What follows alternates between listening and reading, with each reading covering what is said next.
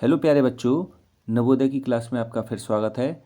नवोदय विद्यालय प्रवेश परीक्षा 2025 कक्षा 6 पाठ्यक्रम, जो कि हमारी परीक्षा 18 जनवरी 2025 को आयोजित की जानी है, उसके लिए कई बच्चों का फ़ोन आ रहा था कि इसमें क्या क्या आएगा, कैसे आएगा। तो उसकी जानकारी में वीडियो बना रहा हूँ, उसे आप देखिएगा और इसी आधार पर आप तैयारी कीजिए। तो सबसे पहले हम जो बात करेंगे वो बात करते हैं मानसिक क्षमता परीक्षण के लिए नवोदय प्रवेश परीक्षा का जो पाठ्यक्रम है। ठीक है, तो इसका पाठ्यक्रम है बच्चों, इसमें आप देख पा रहे होंगे ये जो 10 हमारे टॉपिक हैं, इसके आधार पर आपका रीजनिंग यानी कि मानसिक योग्यता जो विषय है, इस पर आपसे 10 टॉपिकों के आधार पर प्रश्न पूछे जाएंगे, जिसमें आकृति मिलान है, अंतर्निहित आकृतियां हैं, सादृश्य, विषम व्यक्ति, पैटर्न पूर्णता, अंतरिक्ष दृश्य, मिरर इमेजिंग, ज्यामितीय आकृतियां पूर्णता, वृत्त, त्रिभुज और वर्ग, छिद्रित होल्ड पैटर्न, तय करना और खोलना, ये दोनों, और आकृति श्रृंखला पूर्णता। ये आपके टोटल 10 पॉइंटों पर आपकी जो है परीक्षा होगी, और कितने नंबर की होगी ये सब मैं आगे डिटेल वीडियो में पूरा आपको क्लियर करूँगा, अभी धीरे धीरे स्टेप बाय स्टेप। अब ऐसे जैसे हमारे ये जो 10 टॉपिक्स हैं, ऐसे ही हमारे मैथ्स में हैं।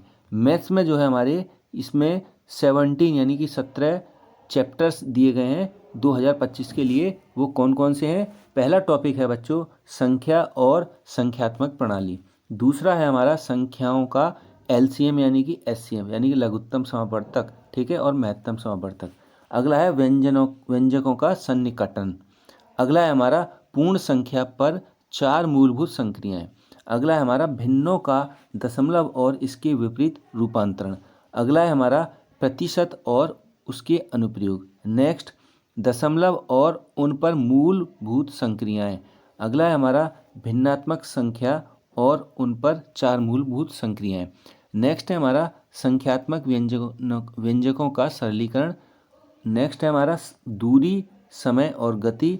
अगला है हमारा द्रव्यमान, लंबाई, समय, धन, घन, क्षमता आदि का मापन। नेक्स्ट है हमारा गुणनखंड और गुणज तथा उसके गुण। अगला है हमारा लाभ और हानि। अगला परिमाप क्षेत्रफल, आयतन और बहुभुज का परिमाप, जैसे वर्ग, आयत, त्रिभुज का क्षेत्रफल आयत के भाग के रूप में। अगला है हमारा साधारण ब्याज। नेक्स्ट है हमारा बार डायग्राम, ग्राफ, लाइन चार्ट का उपयोग करके डाटा विश्लेषण।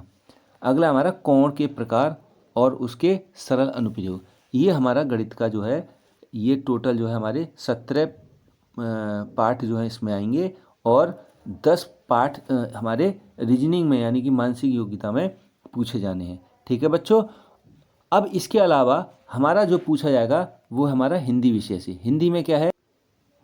हिंदी विषय में हमारा लैंग्वेज यानी कि भाषा परीक्षण। भाषा परीक्षण जैसे अब इसमें बता रखा है, भाषा परीक्षण का मुख्य उद्देश्य विद्यार्थियों की पढ़ने की समझ को परखना है। वह आपसे पढ़ने की समझ के बारे में गद्यांश पूछे जाएंगे, जिसमें गद्यांश प्रश्न पत्र में दिया गया होगा, जिस उससे संबंधित प्रश्न पूछे जाएंगे। विद्यार्थी प्रत्येक गद्यांश को ध्यानपूर्वक पढ़ें और उसके अंदर पूछे गए प्रश्नों के उत्तर दें। ठीक है, एक आपसे ऐसे ही लिखित गद्यांश होगा और उसमें से आपको प्रश्न पूछे जाएंगे और उसके 4 ऑप्शन होंगे, उसमें से एक ठीक होगा, जो कि आप गद्यांश में तैयारी कर रहे होगे।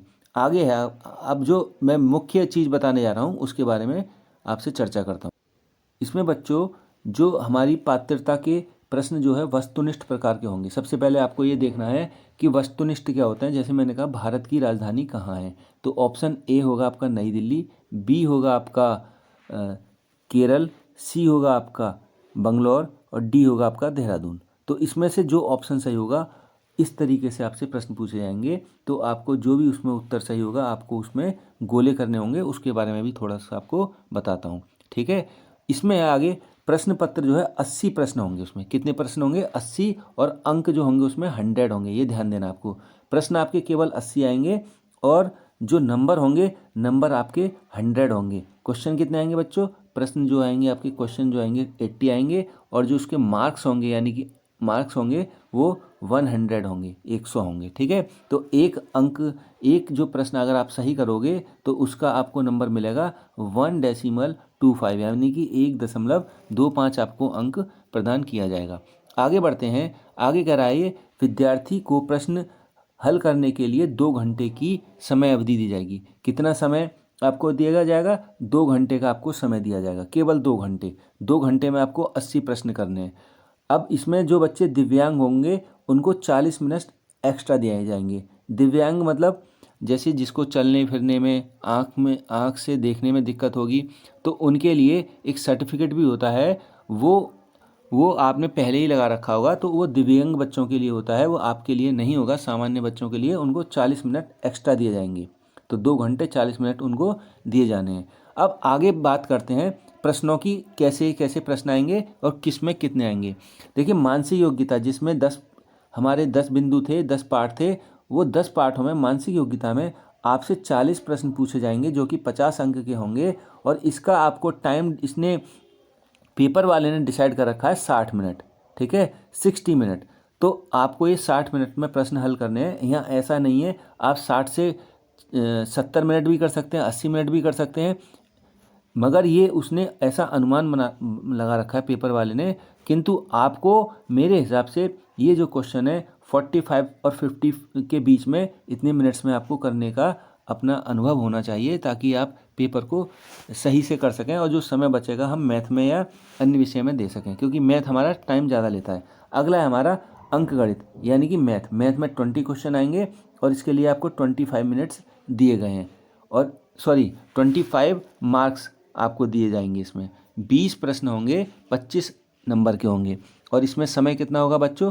30 मिनट का, यानी कि 30 मिनट, जो कि समय इसके लिए मेरे हिसाब से कम है, क्योंकि मैथ्स में लगता है टाइम। तो इसके लिए जहां आप ये टाइम बचाओगे, तभी मैं कह रहा हूँ इसने जो 60 मिनट दिए हैं, आप ऐसी प्रैक्टिस कीजिए कि ये 40, 45 या 50 मिनट तक आपके मैथ ये रीजनिंग के सवाल हो जाएं, यानी कि मानसिक योग्यता के हो जाएं। जो 10 मिनट यहाँ बचाएंगे वो 10 मिनट आप यहाँ पर उसका प्रयोग कर सकें, तो ये 40 मिनट में आपको सवाल करने के लिए समय मिल जाएगा। अगला है हमारा भाषा परीक्षण। जो बच्चे हिंदी अच्छा पढ़ लेते हैं वो बच्चे क्या करते हैं, सवाल जल्दी हल कर लेते हैं, तो वो समय यहाँ भी बचा सकते हैं। यहाँ भी 20 प्रश्न हिंदी के होंगे और 25 आपको नंबर मिलेंगे। 20 प्रश्न के 25 नंबर बनेंगे और इसमें भी आपको 30 मिनट दिए जाएंगे। अब आपको भी बच्चों ऐसे ही करना है। अगर आप और समय यहाँ बचा सकते हैं हिंदी से भी, तो ये आपको 30 की जगह 50 मिनट भी हो सकते हैं। जो बच्चे हिंदी सही पढ़ लेंगे, तो इस तरीके से इन्होंने समय का विभाजन कर रखा है, और आपको समय का विभाजन अपने अनुसार करना चाहिए।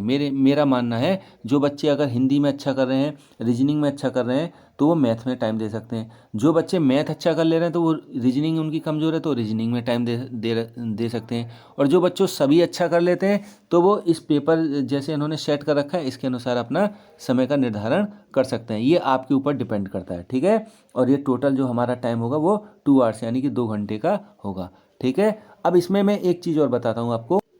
अब थोड़ा सा टॉपिक और है हमारा ये, जैसे अगर किसी प्रश्न का उत्तर ऑप्शन सी है, तो देखो बच्चों, गोले भरने का तरीका ये इसमें ऐसे टिक सही कर रखा है, यानी कि ये बिल्कुल सही तरीका है, ठीक है। बाकी OMR शीट पर मैं एक वीडियो बनाने की कोशिश करूँगा और उसे जल्दी भेजूँगा। आप मेरे चैनल से जुड़े रहिए। आपको नवोदय से संबंधित और किसी की प्रकार की कोई समस्या हो तो मेरे को कमेंट करें, शेयर करें, और वीडियो को अधिक से अधिक बच्चों तक पहुंचाने का कष्ट करें। Thank you for watching.